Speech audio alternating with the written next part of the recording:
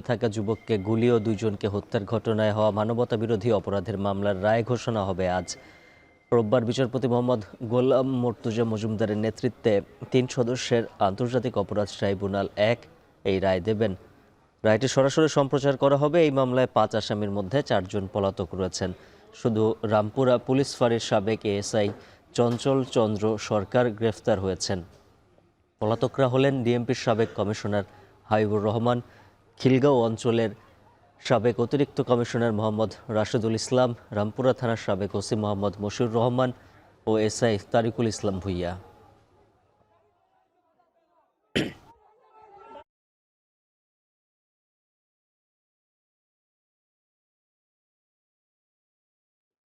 এ বিষয়ে আরও বিস্তারিত জানাতে ট্রাইব্যুনাল থেকে যুক্ত আছেন সহকর্মী জাহিদ হাসান। জাহিদ, জানাবেন আসামিকে ট্রাইব্যুনালে হাজির করা হয়েছে কিনা, রায় পড়া কখন শুরু হবে? উজ্জ্বল, রামপুরার যে দুইজনকে হত্যা করা হয়েছিল ২৪ জুলাইয়ের আন্দোলনে এবং একজন ব্যক্তি যিনি নির্মাণাধীন একটি ভবনে রামপুরায় কার্নিশে ঝুলেছিলেন, তাকেও কয়েক রাউন্ড গুলি করে পুলিশ। ওই ব্যক্তি আহত হয়েছিলেন পুলিশের ছোড়া গুলিতে। সেই মামলার বিচার কাজ শেষ করে আজকে রায়ের জন্য দিন ধার্য করা হয়েছে। এই মামলায় ৫ জন আসামি রয়েছেন। এর মধ্যে একজন আসামি গ্রেফতার হয়েছেন, এএসআই চঞ্চল কুমার তিনি। এবং এই মামলায় ৫ জন আসামি পুলিশের কর্মকর্তা। ডিএমপির সাবেক কমিশনার হাবিবুর রহমান তিনি পলাতক রয়েছেন। এছাড়া খিলগাঁও থানার তৎকালীন যে ডিসি, খিলগাঁও অঞ্চলের যে ডিসি পুলিশের, তিনি পলাতক রয়েছেন। এবং খিলগাঁও থানার ওসি এবং রামপুরার ওসি এই দুইজন, মোট ৪ জন আসামি তারা পলাতক রয়েছেন।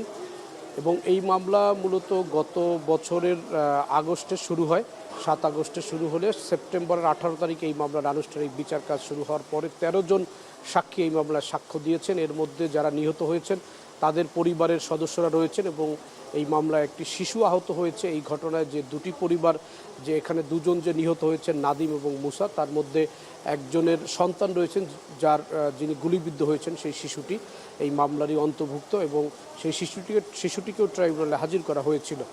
এই মামলায় ১৩ জন সাক্ষীর মধ্যে তদন্ত কর্মকর্তাও সাক্ষী দিয়েছেন। পুরো ঘটনাটি তিনি বর্ণনা করেছেন এবং এই জুলাই আগস্টে যে পুলিশের গুলিতে ২ জন নিহত হয়েছেন এবং যারা আহত হয়েছেন তাদের এই বিচার কাজ শেষ হওয়ার পরে এটি রায়ের জন্য রাখা হয়েছিল। পরবর্তীতে আবার ডিজিটাল কিছু ডিভাইস, অর্থাৎ কিছু তথ্য প্রমাণ নতুন করে সামনে আসার কারণে এটি পরবর্তীতে আবার দ্বিতীয় দফায় শুনানি হয়। দ্বিতীয় দফায় শুনানি হয়ে এটি রায়ের জন্য পিছিয়ে আজকের দিন ধার্য করা হয়। বিচারপতি গোলাম মর্তুজা মজুমদারের নেতৃত্বে ট্রাইব্যুনাল ১ রয়েছে, সেইখানে এটি রায় ঘোষণা করা হবে। এখন পর্যন্ত এই মামলার রায়ের কার্যক্রম কখন শুরু হবে সেটি জানা যায়নি।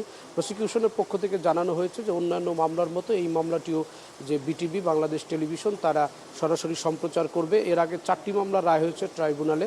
শেখ হাসিনা সহ সাবেক স্বরাষ্ট্রমন্ত্রী আসাদুজ্জামান খান কামাল, সাবেক পুলিশ আইজিপি চৌধুরী আবদুল্লাল মামুন সহ চানখারপুলেও এই যে হত্যাকাণ্ড হয়েছিল সেই মামলা পুলিশের যে সাবেক ডিএমপির কমিশনার হাবিবুর রহমান, তিনি মৃত্যুদণ্ডে দণ্ডিত হয়েছিলেন এবং হাবিবুর রহমানের বিরুদ্ধে এটি দ্বিতীয় মামলা। এছাড়া আসলে একটি মামলা রায় হয়েছে, সেখানেও পুলিশের কর্মকর্তাদের দণ্ড দেওয়া হয়েছে। আজকের মামলাটি ৫ জন আসামি পুলিশের এবং এই মামলায় ৫ পুলিশ কর্মকর্তার বিরুদ্ধে কি রায় আসে সেটির জন্য আমরা অপেক্ষা করছি।